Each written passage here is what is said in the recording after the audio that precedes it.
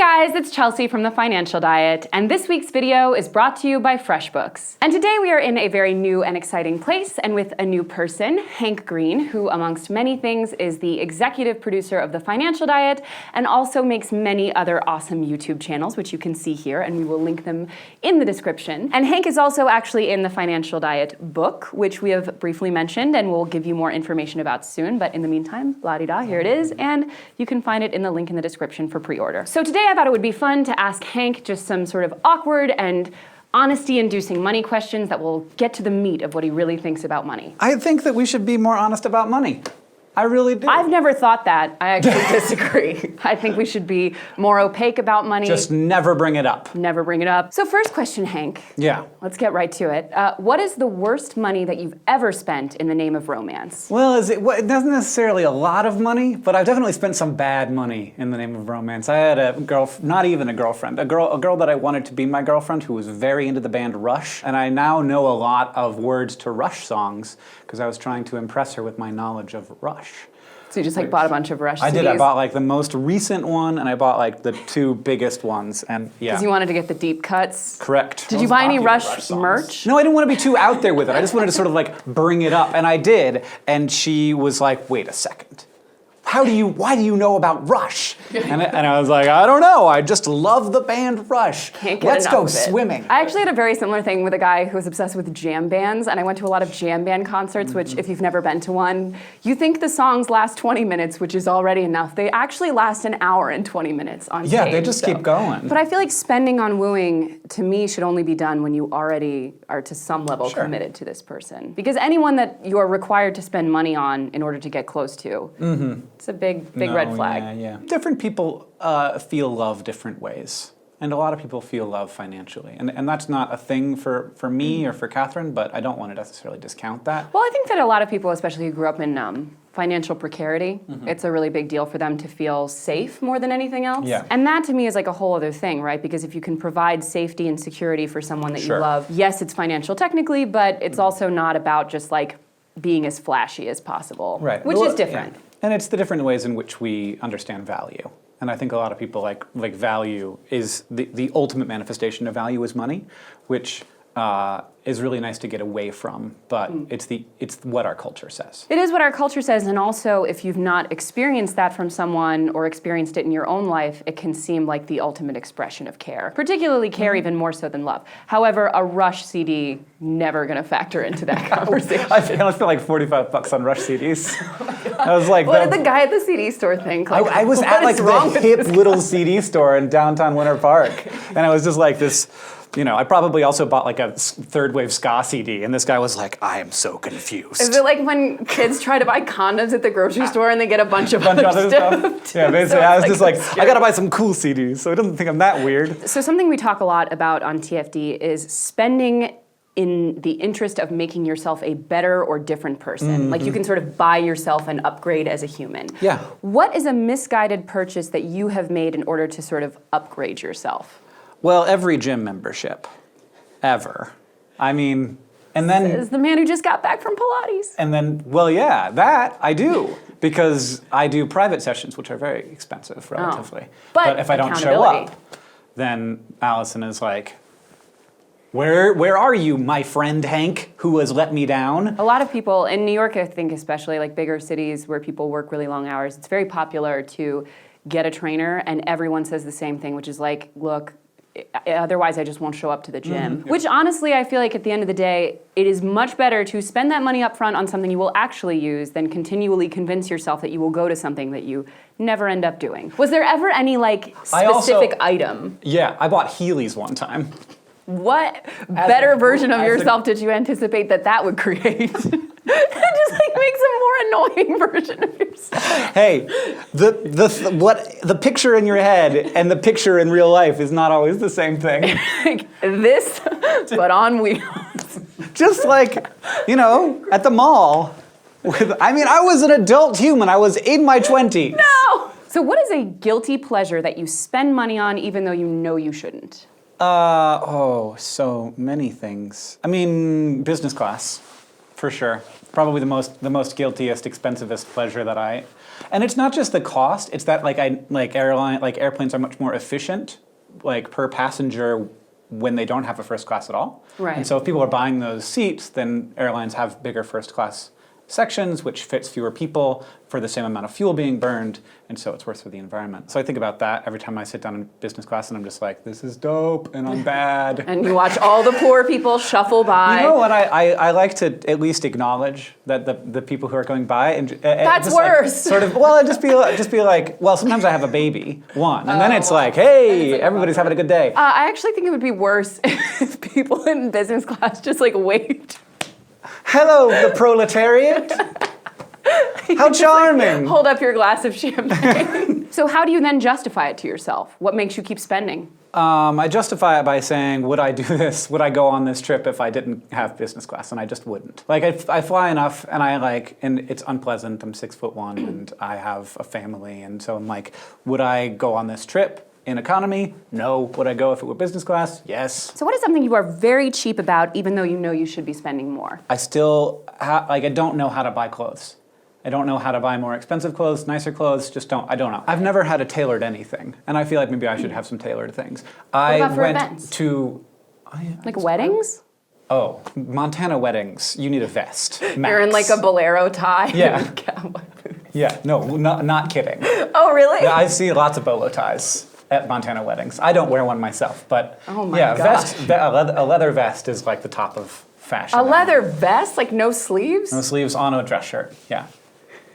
No tie at all. Okay, so for all of the world that doesn't live in Montana and sometimes goes to weddings or a business casual work environment, Yeah. it's unusual, I Agreed, think, to agreed. not know like how to get clothes. I went to a Hugo Boss when I was in Australia just a week ago, and I was amazed. I put In a good way? no. Yeah. I put on the jacket and I was like, that looks pretty nice. And then I looked and it was $900, and I was like, you can't pay $900 for a jacket. That's not a thing that happens. You for sure can and do. You know what? Here's the thing. So But you don't have to, right? You There are totally do places if you that- wear a suit every day for years. But there's like $250 jackets. If you get a cheap suit, Yeah. it's threadbare within a year. I did buy a suit coat at Zara, which I have worn, I don't know, 20 times, and it looks like crap. And so this is why I say, like, I should probably be spending more on clothes. These shoes I found in an alley. Okay, so I think what we're getting out of this conversation is that Hank lives a unique life that has made it. I think you live a unique life, What? Miss New York City. All right, poll time. Everyone in the comment section who has a job that requires them to look a certain way, raise your hand or type hand. So type your hand. But I would say, going back to as someone who generally has to wear certain things for a lot of work events and has a partner who also does so, it's always been worth it to sort of, for us, invest up front. But if we didn't need to, we certainly wouldn't be doing that. A really easy rule of thumb is just break things down by cost per use. If it's something that you're going to be using almost every day, probably an indicator to spend a little more. Now, I'm gonna out you here, Hank. Uh-huh. You're someone with money. It happened. He's got, by most statistical standards, quite a lot of it. And he didn't always, although he was never, could we say he was never poor, but Right. he certainly wasn't at the place financially that he is now, which means he's sort of gotten to experience a little bit of the financial spectrum from what is probably closer to the average to what is very far away from it. So as a result of this sort of shift, can you tell us at least one thing that wealthy people know about money that not wealthy people do not? First, I think that it is very easy to spend money. And that's something that everybody knows. But you think that it will start to be like, well, I don't know what to spend all this money on. That never happens. Lifestyle inflation. The money just keeps going away. And so it remains important to have a budget, because the luxury of having money isn't being able to indulge in luxuries, it's being able to not worry about money. Oh, 100%. And if you continue to indulge in luxuries and you you're like, well, I'm gonna enjoy the fruits of my labor, then you don't get that ultimate luxury. I'm trying to keep my own spending in check and my own sort of experience of the world in check. Your lifestyle inflation, to go back to it, just like Yeah. your increasingly expanding idea of what is normal and what is a luxury. And one thing that I will say in learning a lot about rich people and how they operate through making the financial diet, is I think rich people intentionally obscure how easy it is for them to make more money and how little they pay on that money. Yeah, and it's very strange for me to talk to some of my wealthy peers and have them be like, well, I earned this and I worked for this. And I'm like, but you know how much easier it is to make money once you have it, right? Like, Yeah. It's so much easier. But I think that whole narrative, especially when it comes to entrepreneurship of like, you built this, you did this, is just so dangerous. And it's pretty easy to believe. And people tell it to you. Like strangers will say, what a great thing you've built. And you're like, I hear what you're saying and it's a loadable. Like, Totally. The value that was added to this company was added by all of the people who work here, and there's 30 of them. And so like, to say that I built this, I maybe built, a 30th of it. I think that rich people think in terms of opportunity cost, not in terms of cost. Not everybody thinks of it this way, but I think if you can get to that place, and it results in a lot of spending. When you say like, okay, well, how much is my time worth? Because my time's worth, according to like what the economy is valuing it at, enough that I probably shouldn't be mowing the lawn. I should probably pay someone to do this who has equipment, Right. who can do this faster, and has the skills to do it well. It's really about like, money isn't valuable on its own. And Right. understanding that. And also that money in investment is worth far more than just the money. And so when I think about making $1 right now, I think like, is spending this dollar worth the $5 that it will be by the time I retire? And that's also, I think, a really healthy way for a lot of people to think about money, but it becomes easier when you have it, when you've seen how investment functions. We try to encourage our audience because a lot of them are very interested in investing but don't have a lot of money, and a lot of them have the misconception that there's a financial barrier to doing so.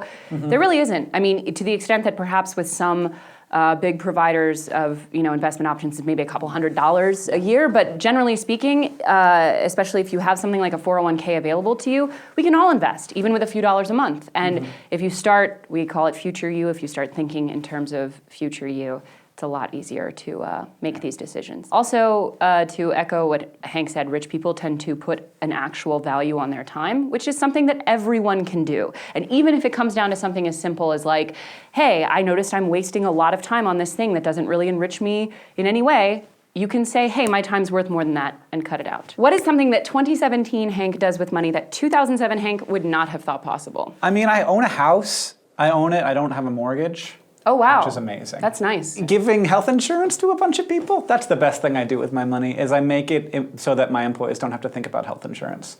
Because thinking about healthcare is the worst thing. So I think that does it with Hank, who has taught us quite a lot about what he thinks about money and also being a business owner and starting your own things, which if that is something that you are interested in doing, I encourage you to check out FreshBooks. So as you guys know, Lauren and I run TFD, which means a lot of number crunching, invoicing, and keeping track of paperwork. And if you've ever freelanced, side hustled, or had your own project, you probably know what it feels like to be overwhelmed just keeping track of numbers. So that's where FreshBooks comes in. Basically, it's cloud accounting software that allows you to keep track of your business and get paid in the easiest way possible. It basically acts like your own mini personal assistant, keeping track of everything from deposits to money you're owed and reminding you along the way. Plus, their unique tools are set up to make sure that you get paid faster. And most importantly, for everyone listening who's not a numbers person, like me, FreshBooks is designed to be extremely simple and easy to use, especially if you're not so good at math. And FreshBooks is offering TFD viewers a free 30-day trial, no restrictions. So go to freshbooks.com/TFD and enter the financial diet in the How Did You Hear About Us section. Start getting paid faster with FreshBooks. So as always, guys, thank you for watching, and don't forget to hit subscribe and to come back every Tuesday for new and awesome videos.